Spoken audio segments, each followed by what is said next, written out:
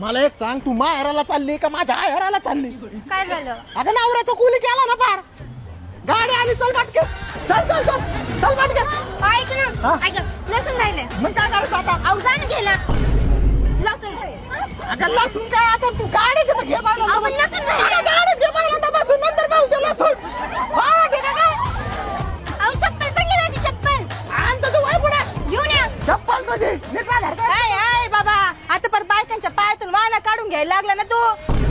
आणि इकडे ते आण ग. मग तुमचा पाय का दिला माझ्या हातात तुम्ही? मी दिला का पाय? मग पाय तर पाय हातात देतील, वरून बडबड करी ती. हा निघ चल.